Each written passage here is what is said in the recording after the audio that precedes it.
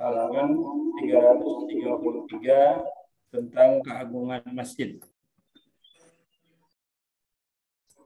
Assalamualaikum warahmatullahi wabarakatuh. Alhamdulillah nahmaduhu wa nasta'inuhu wa nastaghfiruh wa na'udzu billahi min syururi anfusina wa sayyiati a'malina. May yahdihillahu fala mudilla lahu wa may yudlil fala hadiya lahu. Asyhadu an la ilaha illallah wahdahu la syarika lah wa asyhadu anna sayyidana Muhammadan abduhu wa rasuluh. Allahumma salli ala nuril anwar wa sirril asrar wa tiryaqil aghyar tahibabil yasar sayyidina Muhammadin al-mukhtar wa alihi al-athhar wa ashabil akhyar adada ni'amillahi wa ifdali amma ba'd. Jamaah semua, alhamdulillah jumpa lagi kita pada hari ini, hari Senin. Semoga kita semua dalam taufik dan hidayah Allah, dalam lindungan serta ampunan dan firman Allah Subhanahu wa taala buat kita semua. Amin ya rabbal alamin. Bab ke-34 tentang keagungan masjid, kebesaran masjid. Pada pelajaran lalu tentang hari Jumat, keistimewaan hari Jumat. Sekarang pagi ini kita membahas tentang kemuliaan masjid, keagungan masjid. Dibaca dulu beberapa kalimat di sini, silakan siapa yang mau baca.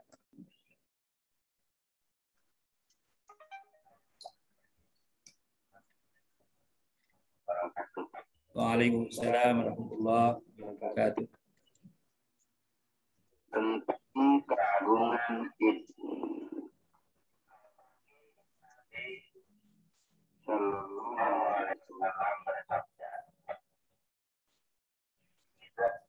"Dakhala ahadukumul masjida fala yajlis hatta yusalli rak'ataini."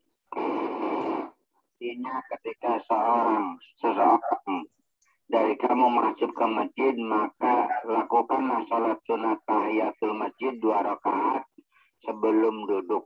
Al-hadis. Hadis tersebut di atas berlaku jika masuknya itu diperbolehkan melakukan salat sunnah. Tetapi jika masuknya melakukan salat, maka tetap tidak boleh dicukupkan dengan membaca tahlil, takbir dan salawat. Dan pahala membaca semua itu hampir sama dengan salat tahiyatul masjid. Dan berarti ia termasuk orang yang mengagungkan masjid. Al-Faqih menjelaskan. Al-Faqih ketika Salman Al-Farisi membeli seseorang hamba pembantu wanita, lalu Abu Darda memberi nasihat surat sebagai berikut. Wahai kawanku, manfaatkanlah sebaik-baiknya masa hidup ini demi semangatnya beribadat. Sebelum kedatangan bala dan menghalanginya, dan memanfaatkan pula kesempatan demi tercapainya berkah doa dari para penderita bala. Belas kasihanilah anak yatim dengan mengusap kepala dan memberi makan, agar hatimu lunak tercapai segala maksud tujuan. Wahai kawanku, pernah ku saksikan seseorang mengeluh akibat rasa keras hati di hadapan Nabi. Lalu beliau Sallallahu alaihi wasallam bersabda, apakah menghendaki lunak hati dan tercapai maksudnya? Jawabannya ya.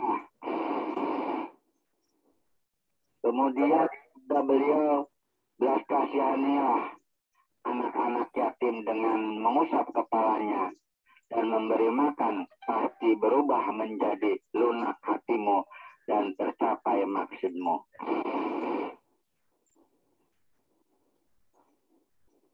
Ya, sudah begitu dulu. Cukup sampai situ dulu. Ma'asyiral muslimin rahimakumullah. Pagi ini kita membahas tentang keagungan masjid. Pada pelajaran yang lalu kita telah membahas tentang mulianya hari Jumat. Mulianya hari Jumat sebagai hari Aid, Idul Mukmini, idnya orang beriman, yaitu pada setiap hari Jumat. Wa wa'azamu indallah min yaumil fitri wa yaumil idul adha. Bahkan agungnya hari Jumat lebih agung daripada Idul Fitri dan Idul Adha. Apalagi kalau kebetulan hari raya atau dua hari raya itu berbarengan dengan hari Jumat, maka hari itu sangat agung dan sangat besar di sisi Allah Subhanahu wa taala. Maknanya setiap amal perbuatan yang dilakukan oleh seorang hamba Allah pada hari Jumat dan berbetulan hari raya Idul Fitri atau Idul Adha, pahalanya dilipat gandakan. Hari ini tentang keagungan masjid.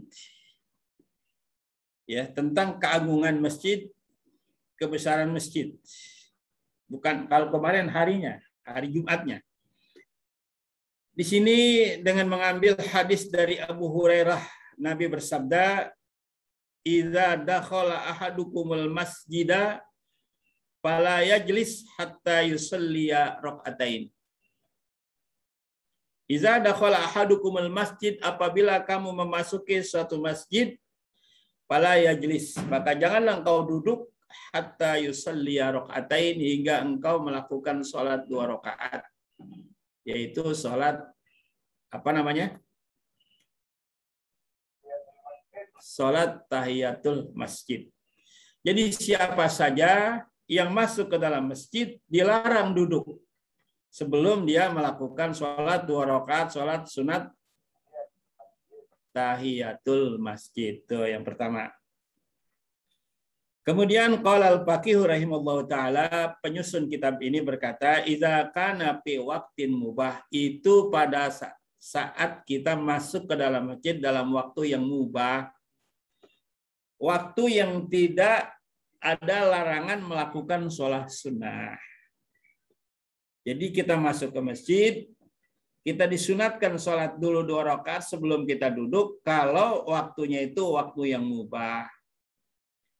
Fa amma idza dakhala fil masjid ba'dama shallal asr wa ba'dama shallal fajr. Adapun apabila ia memasuki masjid sesudah waktu asar atau sesudah waktu subuh. Jadi kalau kita masuk ke masjid pada saat waktu-waktu yang dilarang untuk melakukan sholat sunnah, ya, bagaimana caranya?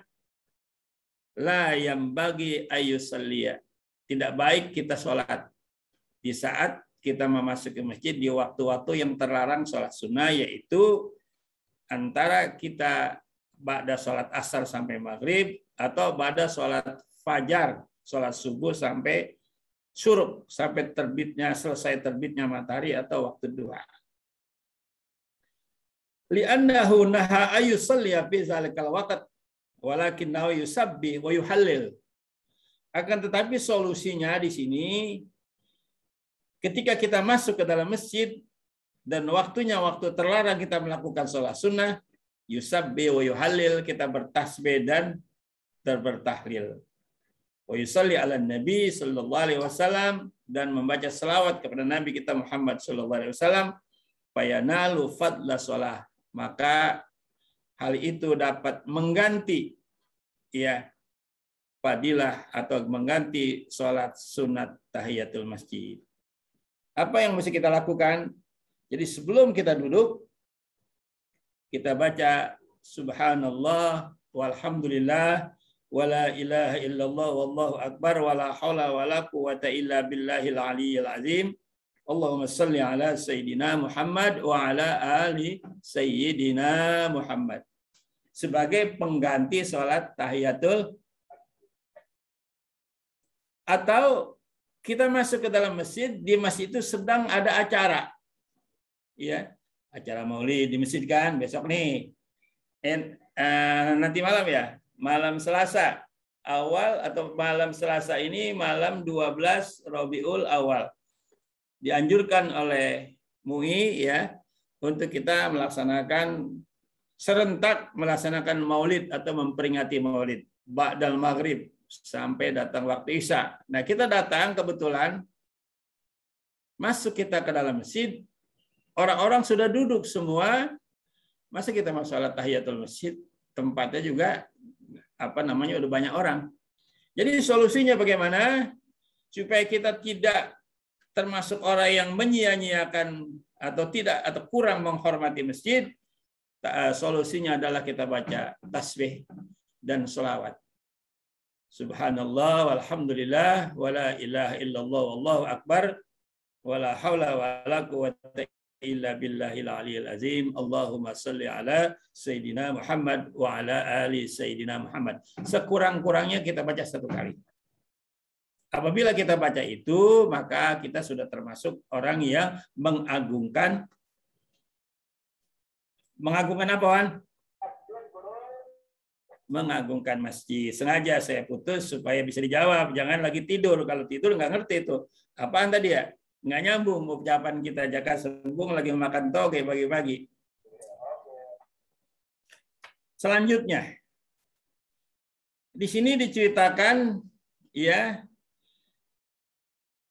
balagha Abi Darda anna Sulaiman radhiyallahu anhu, Sulaiman Al-Farisi ya, Salman Al-Farisi di sini sebenarnya membeli seorang budak, bukan seekor, membeli seorang budak. Setelah dia beli, maksudnya apa? Agar meringankan pekerjaannya di rumah. Salman Al-Farisi membeli seorang budak untuk meringankan pekerjaannya di rumah, sehingga dilakukanlah pekerjaan itu oleh budak. Setelah Abu Darda mengetahui Salman sudah punya pembantu, ia memberi surat atau berkirim surat kepada Salman Al-Farisi. Seorang teman saling memberi nasihat. Judulnya begitu. Hai Salman Al-Farisi, sekarang kau sudah punya ya budak, sudah punya pembantu. Oleh karena itu maka tafarrag lil ibadah.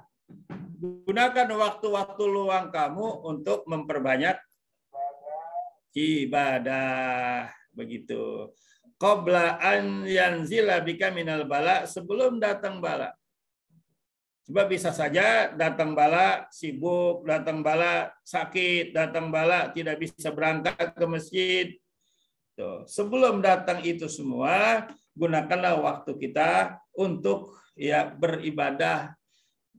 Keluangan waktu yang sempat ini kita gunakan untuk banyak-banyak beribadah. Karena kita tidak tahu tahun ini alhamdulillah kita sehat, nggak tahu tahun depan, iya kan? Hari ini kita sehat, nggak tahu minggu depan. Maka selama kita masih sehat, gunakanlah sebaik-baiknya, kata Abu Darda memberi nasihat kepada Salman Al-Farisi. Kemudian apa dibilang? Waqtanim da'watal mu'minil mabtali, dan pergunakanlah ya doa-doa orang yang mendapatkan bala. Artinya kalau mendapatkan bala, doalah pada Allah, doa kamu akan makbul. Warhamil yatim, dan kasih sayanglah kepada anak yatim. Jadi nasihatnya disuruh berkasih sayang kepada anak yatim, pedulilah kepada anak yatim, wamsah birasihi, dan sapulah kepalanya, artinya usaplah kepalanya. Yang dimaksud sayangilah, berilah senantiasa santunan kepada anak yatim, ya.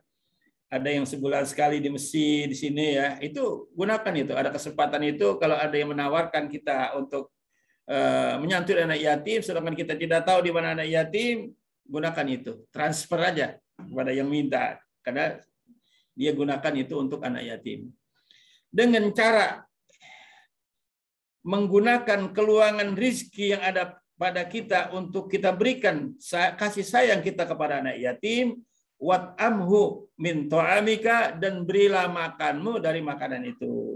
Jadi kasih makan, bisa kasih sembako, ya, bisa kasih nasi bungkus, bisa kasih uang, cukupi segala kebutuhannya, sekolahnya, mingguannya, bulanannya, tahunannya, bajunya, dan sebagainya.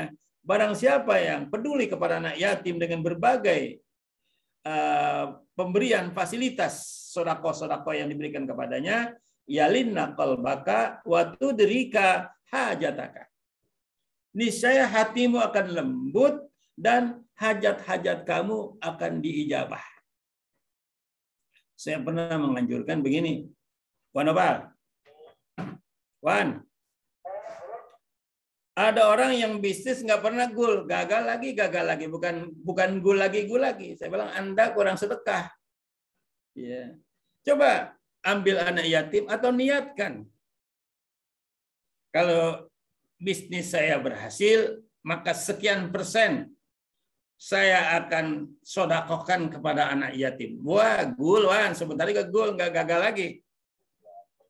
Ya, tudrik hajataka, kata Nabi, berkasih sayanglah kepada anak yatim, atau janjilah kalau memang belum ada banyak, kasih 500.000, hai anak, ini ada uang 500.000, manfaatinlah barangkali kamu butuh. Doakan agar bapak yang sedang bisnis ini agar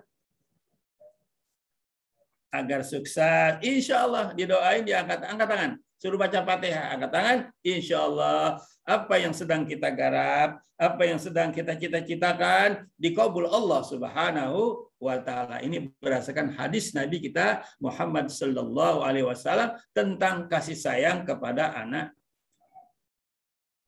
Jadi cinta kepada anak yatim bukan hanya di bulan, banyak kan bulan Muharram aja. Itu bulan Muharram sebagai simbol utamanya, tapi pelaksananya adalah sesuai dengan kemampuan kita hari-hari, mingguan atau bulanan. Mudah-mudahan ya kita doakan kepada mereka yang sudah peduli kepada anak yatim yang bulanan, yang mingguan, yang harian atau tahunan, semua itu diterima amal ibadahnya oleh Allah Subhanahu wa taala dan dimudahkan atau sukses segala apa yang digarap dan direncanakan. Amin ya rabbal alamin. Tuh poinnya dicatat tuh. Yang punya rencana, cita-cita, ya. Kalau saya ini dapat gaji saya naik, gitu. Kalau gaji saya ditaikkan tahun ini, saya akan berencana, silakan rencanain semua. Tetapi walaupun orang lain nggak tahu, niat hati ente Allah tahu nggak? Tahu. Justru dikabul itu karena niat anti ente mau berikan kepada anak yatim. Maka sesudah bersukses, jangan lupa, jangan dipotong. Niatnya mah 10%, Wan. Begitu ada, dikasih 2,5%. Ya Allah, separohnya, apa seperempatnya. 10% dikasih 2,5%. Banyak kebutuhan yang lain. Kebutuhan yang lain nanti ada lagi, niat lagi yang kedua. Sekarang yang sudah kita niatkan 10%, keluarkan 10%. Dengan cara itu, hidup kita akan senantiasa diberikan kemudahan-kemudahan Allah Subhanahu wa taala. Makanya di antara fadilah sedekah ya, yaitu bersedekahlah kepada anak-anak yatim, orang-orang yang sangat-sangat membutuhkan bantuan. Lanjut. Ya akhi liyakunnal masjid baitak. Wahai saudaraku, kata Abu Darda, selanjutnya, poin yang selanjutnya, jadikanlah masjid itu seperti rumah kamu. Jadikanlah masjid-masjid Allah, masjid-masjid yang ada di muka bumi ini seperti rumah kita. Fa inni sami'tu Rasulullah sallallahu alaihi wasallam yaqul. Karena aku pernah mendengar Rasulullah sallallahu alaihi wasallam bersabda, al-masajidu buyutul muttaqin. Sesungguhnya masjid-masjid yang ada di muka bumi adalah rumah-rumah orang yang bertakwa. Jadi kita mesti cinta nama masjid, ya jangan benci. Ini jadi orang muslim KTP lihat masjid nggak pernah senang, nggak pernah mampir. lewat aja tiap hari, lewat di depan masjid, nggak pernah mampir. Apa kata masjid? Kan gitu. Apa kata dunia? Sama kalau kita ngaku punya saudara, ada saudara kita lewat tiap hari di rumah kita, ya di depan rumah kita, tapi nggak pernah mampir, Wan. Gimana tuh tanggapan kita? Jangan-jangan orang udah mutusin silaturahim, nggak mau ngakui kita saudara. Lewat tiap hari atau seminggu sekali dia lewat rutin, tapi nggak pernah mampir. Nah, umat Islam ada masjid, masjidnya dianggap sebagai rumah dia, mampir, senang tinggal di masjid. Untuk apa? Bukan tinggal untuk ini tidur, tinggal kita di masjid untuk beribadah. Nabi pernah bersabda, al-masajidu buyutul muttaqin. Masjid itu adalah rumah-rumah orang yang bertakwa. Wa qaddamanallahu ta'ala liman kanat buyutahumul masajida birruhi warrahah. Sesungguhnya Allah akan menjamin, Allah Ta'ala akan menjamin kepada mereka yang menjadikan masjid-masjid itu rumahnya, senang dia dengan masjid, sering mampir dia ke masjid, akan dijadikan hatinya menjadi hati yang senang, hati yang tenang, hati yang ridha. Wal jawaz ala sirat, dan nanti dapat berjalan di mana siratal mustaqim, wan najati minan nar, dan mendapatkan keselamatan dari azab neraka, ila ridwanir rabbi tabaraka wa taala, menuju keridhaan Allah yang maha berkah. Jadi ayo, kalau kita sering-sering datang ke masjid, cinta kita kepada masjid, luzumul masjid, sering datang ke masjid, apa sholat berjamaah, apa acara-acara yang ada di masjid, sama-sama kita hadir, sempatkan waktu sengaja, ya kita kasih waktu khusus untuk kita berada di masjid, bersenang-senang sambil merayakan, menyebut nama-nama Allah, mendengarkan bacaan Al-Quran, mendengarkan riwayat Nabi dengan bahasa Arab, atau barangkali nanti ada yang terjemahkan oleh para mubalik-mubalik tentang itu. Insya Allah ya. Jadi mari sama-sama, masjid ini adalah rumah kita. Kalau kita mengakui dan menganggap masjid itu rumah kita pelihara, ya, kita bersihkan, kita biayai. Kalau kita lihat ini udah lama, udah usang warna catnya, biayai deh, ya. Kasih dana, siapa yang mau mengecatnya, ya. Kalau dia kotor, bersihkan.